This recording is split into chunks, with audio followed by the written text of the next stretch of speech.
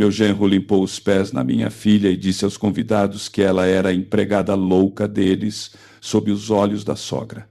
Não, não, ela não é bem da família. É só um pouco perturbada da cabeça, mas é inofensiva. Eu paralisei no portão. A porta da frente da casa estava escancarada, com gargalhadas ecoando sob o sol da tarde. Alguns convidados bem vestidos estavam no hall de entrada bebendo vinho, e o marido dela, Braden, sorria como o anfitrião perfeito. Foi então que ele limpou os sapatos. Na minha filha, e ela nem piscou. Ela estava de joelhos sobre um tapete fino perto da porta, vestida com trapos, com o cabelo sujo e a cabeça baixa. Não parecia em nada com a mulher brilhante e radiante que eu havia acompanhado até o altar 3 anos atrás. Meu peito ardeu. Senti o mundo girar. A última vez que nos falamos, ela me disse que estava tudo bem, que eles estavam apenas se adaptando. Eu nem sabia onde ela morava até pegar o endereço em uma pilha de cartões de Natal que nunca foram abertos. Braden se virou para um dos convidados, rindo. Não se preocupem com ela. Ela fica assim de vez em quando. O fantasminha da nossa casa. Algo dentro de mim se rompeu. Dei um passo à frente, passando pelos convidados chocados. Quando minha filha olhou para cima, seu lábio estava cortado. Seus olhos se arregalaram de incredulidade. E foi aí que Braden disse: tarde demais. Espera, quem é você ou por quê? Mas eu já estava no centro da sala, encarando-o de frente.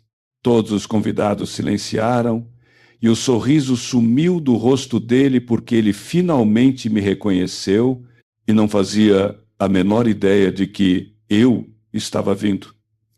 Pai, ela sussurrou, mas eu mal consegui ouvir. Minha filha Camille parecia uma estranha, pálida, magra, tremendo. Ela continuava ajoelhada naquele tapete, como se nem soubesse mais como ficar de pé. Braden ajeitou o paletó. Senhor Grant, disse ele friamente, o senhor realmente deveria ter avisado antes de vir. Eu não respondi. Me abaixei diante de Camille e toquei seu ombro com carinho. Ela se sobressaltou. Meu coração se partiu em 2. Uma mulher da festa sussurrou: espera, aquele é o pai dela? Virei-me lentamente para encarar as pessoas na sala, levantando a voz o suficiente para ser ouvido. Sim, eu sou o pai dela. E isto, apontei para Camille. Esta é a minha filha, não uma empregada, não um fantasma, não um objeto quebrado que você pode pisar. Braden riu sem graça, vindo em minha direção. Olha, vamos conversar lá fora. Você está exagerando. Empurrei-o de volta com um braço só. Ele bateu contra uma mesa de canto. Um copo se estilhaçou. Ninguém se moveu. Camille arquejou.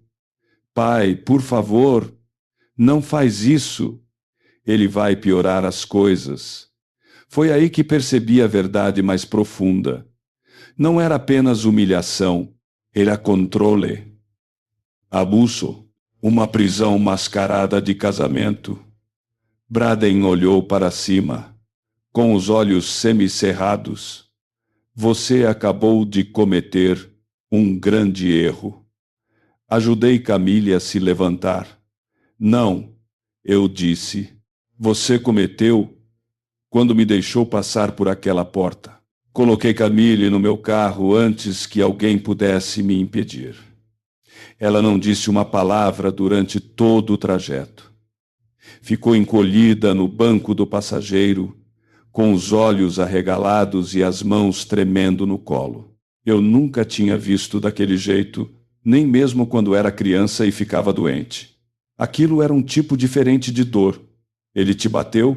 Perguntei com delicadeza. Ela não assentiu, não balançou a cabeça, apenas continuou olhando para o nada. Quando chegamos à minha casa, ela entrou como um fantasma. Não pediu comida. Nem sequer perguntou por que eu apareci. Ela simplesmente desabou no sofá, como se dormir fosse mais seguro do que viver.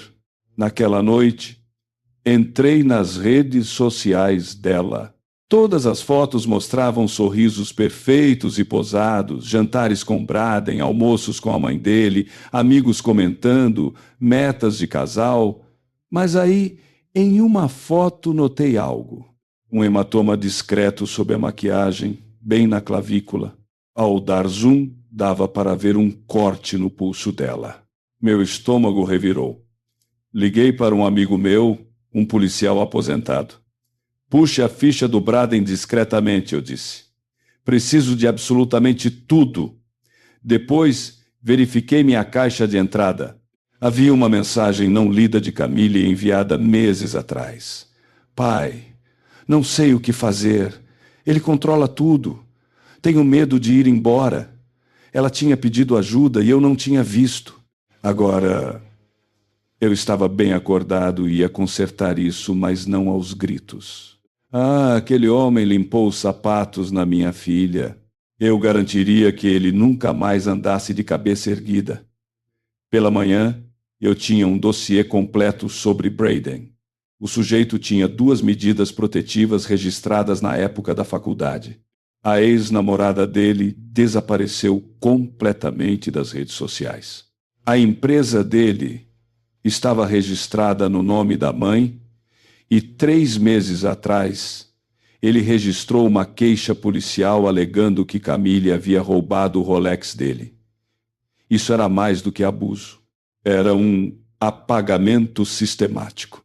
Ele vinha enterrando-a pedaço por pedaço sob o próprio ego, sua imagem e suas mentiras. E agora, com ela morando sob o meu teto, eu finalmente conseguia enxergar tudo com clareza.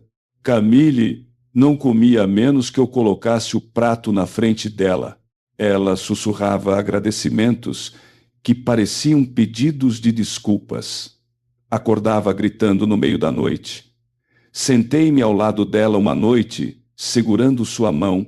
Ela perguntou: "Você acha que eu estou louca?" Balancei a cabeça. "Acho que você está sobrevivendo a algo terrível." Ela começou a chorar, mas não de forma escandalosa ou desesperada, apenas lágrimas silenciosas, como se achasse que não tinha o direito de demonstrar mais nada. Decidi fazer o que Braden jamais esperaria: usar o silêncio como minha arma. Entrei em contato com um dos meus antigos contatos, sócio de uma firma de investigação particular. Depois procurei uma advogada especializada em violência doméstica e pedi que preparasse o processo. Tudo o que eu descobria, eu documentava. Braden achava que tinha acabado com ela, mas eu estava prestes a destruir o mundo dele usando a única coisa que ele realmente amava: sua reputação pública. No domingo seguinte, Braden apareceu na minha casa, sem ser convidado, com cabelo impecável, casaco de grife, sorrindo como se fosse um príncipe vindo buscar uma noiva fujona. Ele nem sequer me cumprimentou. Entrou direto. "Camille", chamou ele. "Hora de voltar para casa, querida. Os convidados estão perguntando por você." Ela saiu do corredor, pálida e paralisada. "Não", disse ela baixinho. Braden riu, balançando a cabeça como se ela estivesse fazendo uma piada. "Vamos. Não passe vergonha. Vamos embora." Eu me levantei, calmo e controlado. "Ela não vai com você", eu disse. "E é melhor você ir embora agora." Ele se virou para mim, com um sorriso sarcástico. "Ou o quê? Vai chamar a polícia?" Inclinei a cabeça. "Não, mas talvez os seus investidores queiram ouvir as gravações que eu reuni e saber que o nome da sua mãe está sendo usado para fugir de responsabilidades fiscais na sua empresa de fachada." Aquilo tirou o sorriso da cara dele na hora. Ele deu um passo à frente. Você se acha muito esperto, não é, velho? Camille se encolheu. Dei um passo à frente. Toque nela e eu garanto que a sua carreira acaba antes mesmo de você sentir as algemas. Braden olhou para ela uma última vez. Isso não acabou. E foi embora. Virei-me para Camille. Deixe-me contar a sua história, eu disse. Não por vingança, mas pela verdade. Ela assentiu. Naquela noite, publicamos tudo. Gravações, capturas de tela, a queixa policial que ela tinha medo de registrar. Pela manhã, a história tinha viralizado. A mídia fez exatamente o que eu esperava. Eles o devoraram vivo. Em 48 horas, o império impecável de Braden ruiu. A startup de bem-estar que ele exibia perdeu os patrocinadores. Os membros da diretoria se afastaram e os investidores dele sumiram até entrarem com um processo na justiça. Mas foi o rosto de Camille, com a voz trêmula durante aquela entrevista gravada, que marcou a todos. Ela não parecia com raiva. Parecia vazia. Ele costumava me dizer que eu não existia, disse ela, que ninguém acreditaria em mim, que eu era apenas ruído. Quem assistia chorava. Uma onda de apoio começou a chegar. Outras mulheres se manifestaram. Ex-colegas de trabalho, ex-namoradas, vizinhas. Uma delas o chamou de colecionador de silêncios. Assistia a tudo acontecer, sentado ao lado de Camille no sofá. Ela ainda não sorria muito, mas os olhos dela já não pareciam tão sem vida. Naquele fim de semana, levei-a para visitar sua antiga professora de piano da infância. No momento em que seus dedos tocaram as teclas, ela paralisou e então começou a tocar. Algo mudou dentro dela. No dia seguinte, ela comprou pincéis e depois pintou a porta da frente de vermelho. Braden tentou revidar, alegando calúnia e difamação. O próprio advogado dele desistiu do caso assim que o juiz analisou as provas de abuso, inclusive o que ele tinha feito naquela tarde na casa dela. Camille tinha gravado tudo secretamente. Ela tinha muito mais força do que ele jamais supôs, e o mundo finalmente acreditou nela. Mas eu ainda não tinha terminado. Não até resolver as coisas com as pessoas que permitiram que isso acontecesse sob o teto deles. Os pais dele seriam os próximos. Eles organizaram um jantar de gala beneficente no fim de semana seguinte. Os pais de Braden, Martin e Eloise, membros da alta sociedade, agiam como se nada tivesse acontecido, como se as manchetes não existissem, como se Camille nunca tivesse sido nora deles.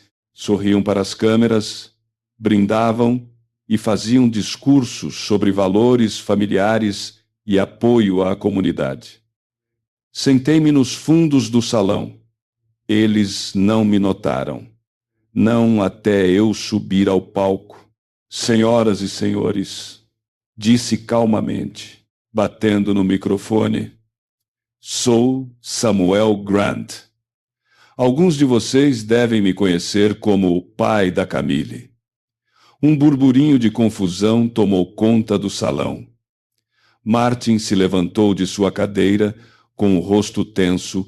Tirei um pequeno controle do bolso do paletó e apertei o botão.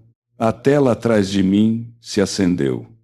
Vídeos, fotos, áudios. Camille machucada, chorando, em silêncio. E então a voz de Eloise, menosprezando-a. Se você fosse uma esposa melhor, ele não ficaria irritado. O salão congelou. Eu não gritei. Apenas deixei o silêncio se tornar sufocante. Até que Martim gritou. Desliga isso! Não, eu disse. Não até que todos vejam o que acontece por trás das portas fechadas. Camille não foi ao evento. Ela não precisava. Quando desci do palco, 3 dos patrocinadores deles já haviam se retirado. Um promotor de justiça local já aguardava do lado de fora com algumas perguntas sobre as finanças da fundação deles. A verdade faz um barulho ensurdecedor quando vem à tona. É o som da mentira se despedaçando. 3 semanas depois, Camille estava de pé por conta própria. Sem maquiagem, sem medo, apenas com força, ela entrou no tribunal para o julgamento de Braden com a cabeça erguida. Quando lhe perguntaram se tinha algo a dizer, ela olhou para ele e disse: "Você me ensinou como é o silêncio. Agora eu quero que você o sinta também." Ele desviou o olhar. Pela primeira vez, ele não tentou falar por cima dela. O veredicto? Culpado de várias acusações: violência doméstica, controle coercitivo, violência patrimonial, sentenciado a 7 anos. Mas esse não foi o fim. Camille fundou uma organização sem fins lucrativos, o Projeto Porta Vermelha, para acolher mulheres que foram silenciadas, isoladas e apagadas de suas próprias vidas. A casa onde ele tentou destruir, lá foi transformada por ela em um abrigo, e eu me aposentei, vendi meu sítio e me mudei para um apartamento pequeno perto dela. Eu a visito uma vez por semana. Agora ela cozinha, testa novas receitas. Sentamos na varanda tomando café e observando os pássaros. Uma manhã, ela disse: "Ainda ouço a voz dele às vezes." Assenti, mas ela completou: "Mas aí eu me lembro da sua." Ela esticou o braço sobre a mesa e apertou a minha mão. Obrigada por não ter gritado, por ter deixado a verdade falar mais alto. E pela primeira vez em anos, ela sorriu. Aquele sorriso calmo e pacífico, o mesmo que eu não via desde que ela era criança. Aquela foi a minha justiça. Aquela foi a minha vingança. Aquele foi o nosso recomeço.